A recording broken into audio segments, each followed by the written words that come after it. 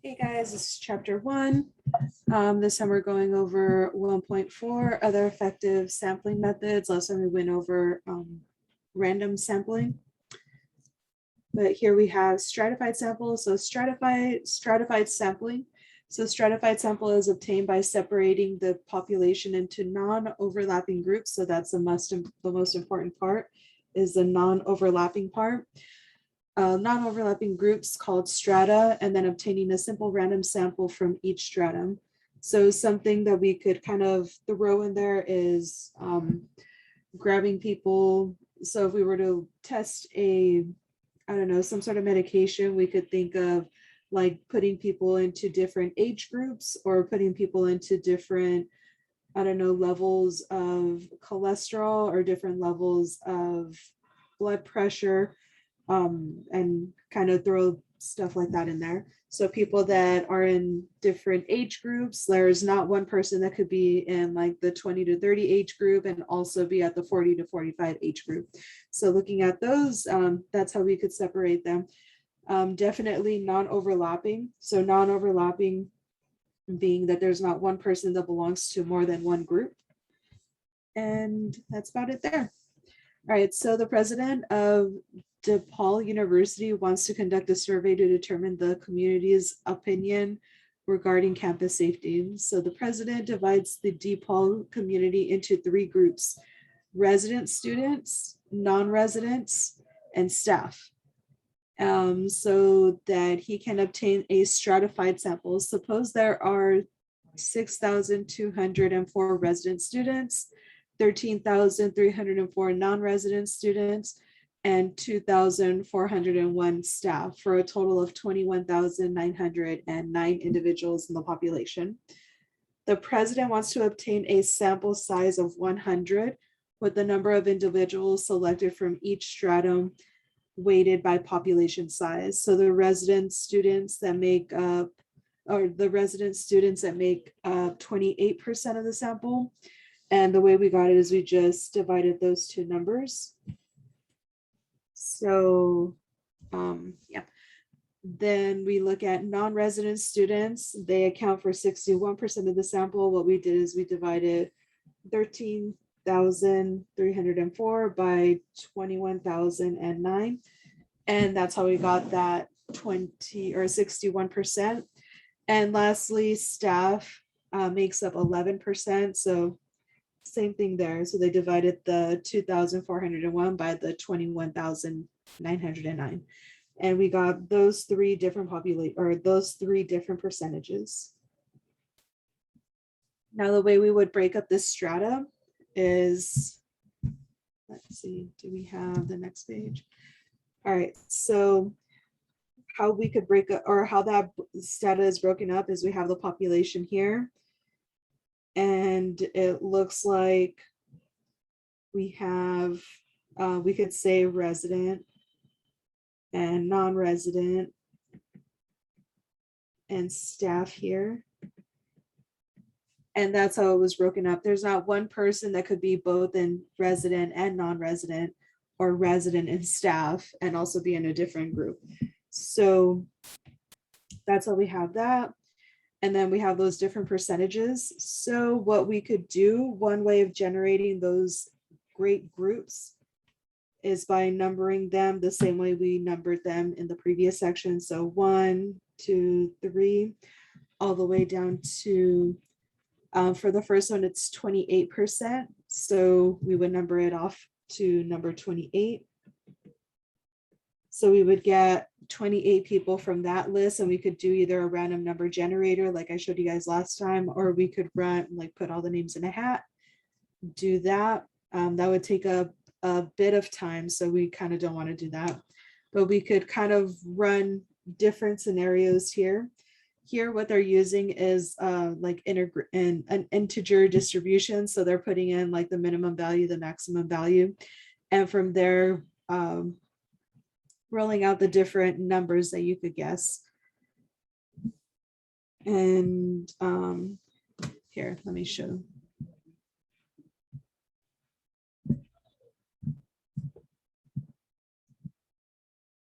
So random number generator.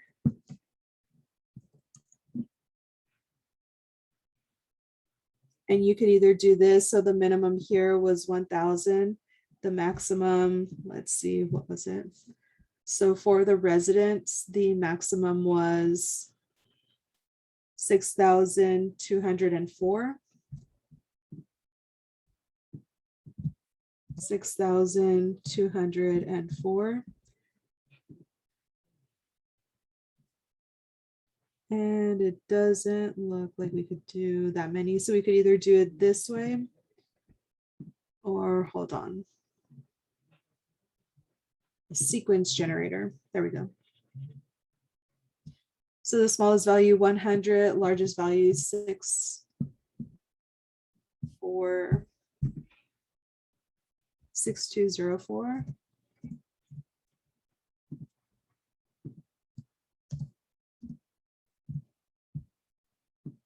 And format in columns. So how many numbers did we want? We wanted a total of 28 columns for the residents, or 28 numbers. And get the sequence. And here we could do the same thing that we did last time and kind of just use those numbers, or we could use the first 28 numbers that we see in these rows or columns. It looks like it did every single different possibility for us. And there you go. So here the trick is, as long as you have everyone like represented equally, then you could run the generator as often as you need to, or run the generator however you want. The one thing you don't want is for you to have your residents here making up 28% of the data, non-residents making up what is it, 61%, and your staff making up only 11% of the data. What you don't want is to have majority staff, because there's only 11% of staff. So majority of the people represented are going to come from the non-residential participants. So as long as everyone is equally represented and equally weighted, then there won't be any sort of bias. Because if we interview all just the non-residents, it's not going to take into account the resident people and also the staff. So you have to be fair across the board. And that's how they get those numbers. The next one we're going to talk about is systematic sample. So systematic sample is obtained by selecting every kth individual from the population. First individual selected is a random number between 1 and k, and the rest is going to be the kth individual. So looking at this, the manager of Kroger's food stores wants to measure the satisfaction of the store's customers, design a sampling technique that can be used to obtain a sample of 40 customers. So the manager decides to obtain a systematic sample by surveying every 7th customer. He randomly determines a number between 1 and 7 and says 5. He then surveys the 5th customer exiting the store, then every 7th customer thereafter. So the first one's going to be 5. The next one, 5 plus 7 is 12. So the next one's going to be the 12th person. 7 people later is going to be the 19th person. 7 people after that, let me kind of throw another one in here. It's going to be the 26th person. Then 7 people after that, 33rd person. And all the way till we get to the 278th person. That's going to give us our 40 customers that we needed. And it might be a little odd. So one way that you could think of is looking at the entire population. So we could, the entire population, and say there were, so that was 278. Let's say there was 280 customers, and you want a total of 70 or 40 customers. So we would divide this number. So capital N is equal to 28. We want a sample size little n of 40 customers. So what we would do is 280 divided by 40. And that's going to give us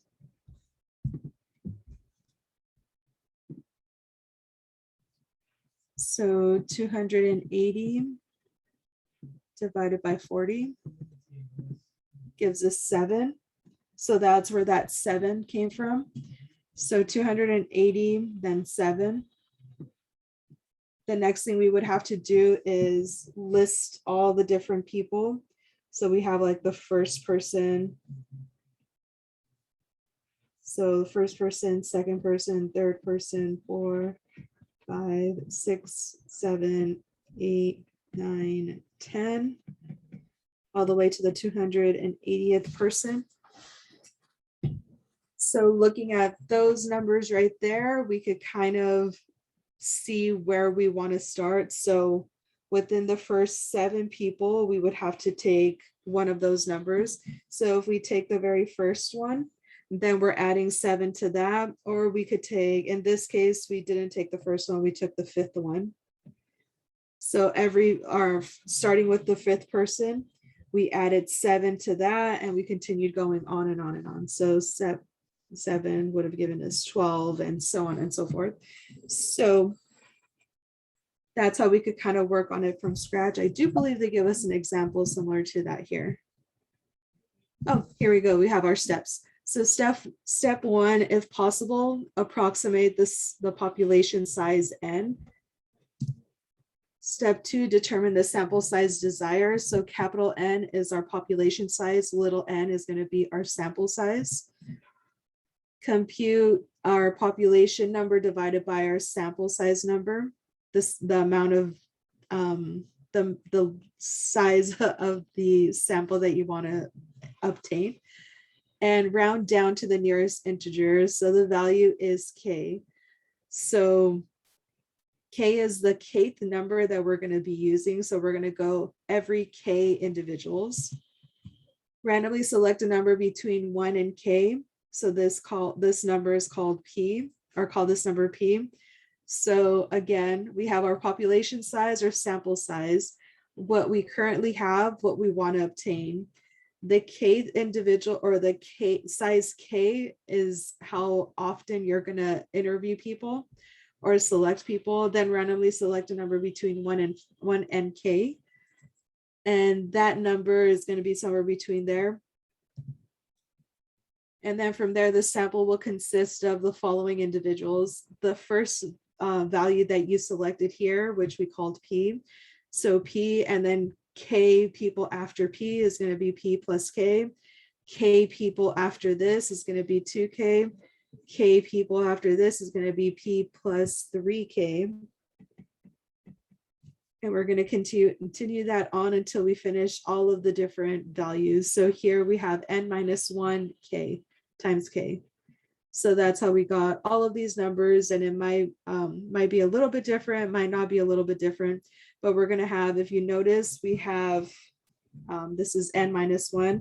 So we have 1 value here, 2 values here, or the second individual there, the third individual here, fourth individual here.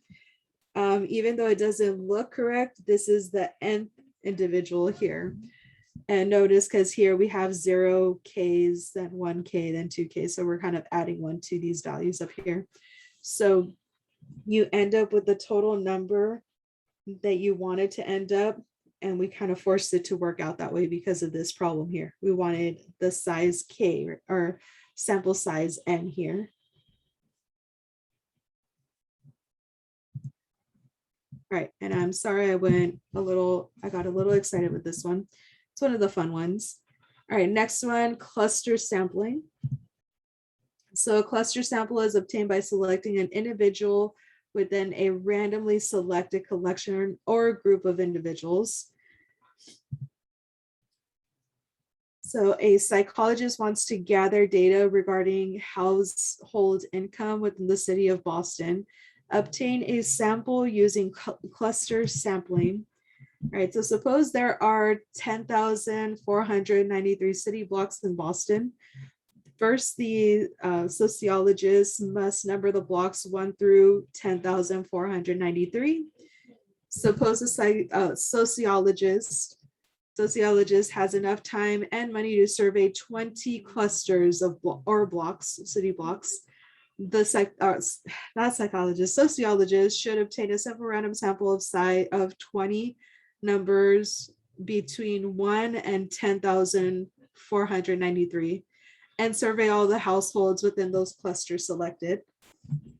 The cluster sampling is a good choice in the example because it reduces the travel time to households that is likely to occur with both simple random sampling and stratified sampling. So in addition, there is no need to obtain a frame of all the households with cluster sampling. The only frame needed is one that provides information regarding the city blocks. So basically, so the difference between stratified sampling is we break individual groups, or we break up the population into individual groups. So we break it up into these, I don't know, 4, 8, 9, 10, 11 different groups. Sorry, it looks a bit messy. All right, so 11 different groups. And within those 11 different groups, we grab like a little chunk of each, right? So that's stratified sampling. So this one would work very, very well if we were like studying different people or people's behavior, or yeah, people's behavior with medicine or something. But if we're looking to see what the general population is doing here, what we would do is say, like, close your eyes and select this one right here. So looking at that block, we could select that block, this block, maybe this block over here, and interview every single one of the different people within those blocks. So everything within the blocks, this isn't stratified sampling because the people in these blocks are very random. There isn't, like, these people weren't put here because of, like, there wasn't any specific reason why the people were like chose to live here. Well, other than they kind of looked at everything and wanted to live here, but they're not broken up into different groups, and that's why they're kind of thrown into these groups in this area. So that's why it wouldn't be considered stratified sampling, because everyone in a strata has something in common. The only thing these people have in common is they just so happen to live in these areas. So this is more, cluster sampling is almost really, really close to convenience sampling, but it makes it a lot easier because we have everything that we're going to interview within close proximity. Caution, stratified and cluster sampling are different. In a stratified sample, we divide the population into 2 or more homogeneous groups. Then we obtain a simple random sample from each group. In a cluster sample, we divide the population into groups, obtain a simple random sample of some of the groups, and survey all individuals in a selected group. So very, very different. All right, next is a convenience sample. Convenience is one way in which the individuals in the sample are easily obtained. Caution, any studies that use convenience sampling generally have results that are suspect. Results should be looked upon with extreme skepticism. So the reason why they say this, it kind of goes into that one example. If you go to a women's rally and you ask all of the women or all the participants whether they believe that women should get paid the same as men, everyone's going to say, or a majority of the people are going to say yes, when in reality it might be a little bit different if you ask the entire United States. So convenience sampling is not, like, it's typically not used for sampling because of that reason. It's very biased, it's very sample biased. So another, like, let's make it an academic sort of question. So another great example is, so if you go to the Math Success Center, the people in there are typically trying to better their math grade. So if you ask them, I don't know, how much faith do you have in actually graduating Chaffey College? Majority of them are going to end up saying that they feel like they are going to graduate because they are getting that extra little bit of help. Not saying that the people outside of the Math Success Center are not going to graduate. It's just that the Math Success Center is a great opportunity that you guys have to, if you guys have questions on getting into that, just let me know. Again, I run my own workshop in there. So you guys should try your best to get in there. Let's see. So yeah, so that's another way that you could, or asking the people in the Math Success Center, do you enjoy, I don't know, do you enjoy going to school? So most of us really like math. That's what we're working at the Math Success Center. Most of us really like math. So we're gonna say, yeah, like I enjoy going to school. Of course I do. So again, I apologize for being a little bit nerdy. All right, let's see. So the most popular of the many types of convenience sampling are those in which the individuals in the sample are self-selected. So that's another form of bias. They're self-selected. So the individuals themselves decide to participate in a survey. So these are also called voluntary response samples. So a great example of this is you're kind of walking in or walking out of Trader Joe's. There's often someone with a little clipboard that's asking, like, do you want to sign the petition for blah, blah, blah? Those are always going to be self-selected. So you're either going to have people that are super passionate about that. So I'm just kind of throwing this example out there. So say they're trying to promote money for or funds for a dog shelter. Me, that I absolutely love dogs, I would say, of course, like I'm so for the dog shelter. Here, take a little bit of my money. So that would be us being self-selected versus other people that are on the opposite end of the spectrum. They're going to say like, no, animals are terrible. They're the ones that attack me. That's why I'm missing my toes or something crazy like that, right? So all of that is going to be very biased. You're not going to get very many people that are in the middle that are going to want to participate but not donate money, or they're going to want to talk about something without being forced to talk about anything.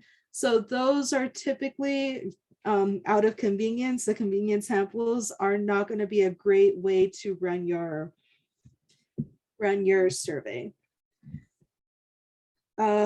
Multi-stage sampling. So in practice, most large-scale surveys obtain samples using combination of the techniques just presented. As an example of multi-stage sampling, consider Nielsen media research. Nielsen randomly selects households and monitors the television programs these households are watching through a people meter. The meter is an electronic box placed on the TV within the household. The people meter measures what program is being watched and who is watching it. Nielsen selects the households with the use of a two-stage sampling process. Stage one, using US Census data, Nielsen divides the country into geographic or strata. So we're getting a strata. That's part of the stratified sampling.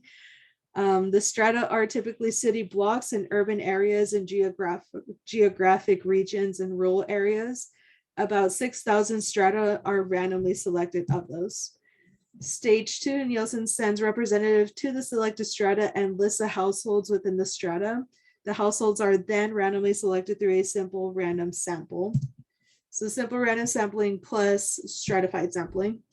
Nielsen sells the information obtained to television stations and companies. These results are used to help determine prices of commercials or for commercials. All right, and here we have a cute picture of everything. So the very first one is going to be our simple random sample. We randomly select with either a random number generator, a random number table, some sort of random generating function to come up with our sample. Stratified sampling is we break the population up into different groups. So it looks like here they broke them up into two groups and selected a random number or selected numbers from these groups to put into the sample. And this here, it's not just the sample size for group one, sample size for group two. This is the entire sample right here.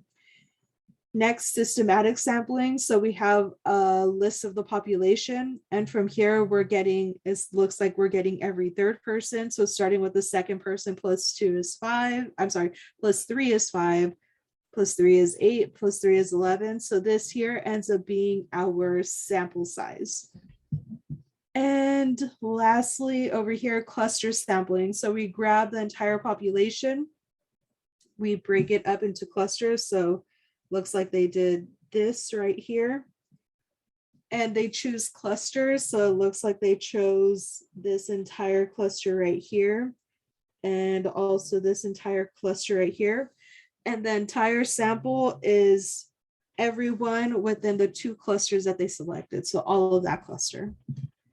And there we go. So that's section 1.4.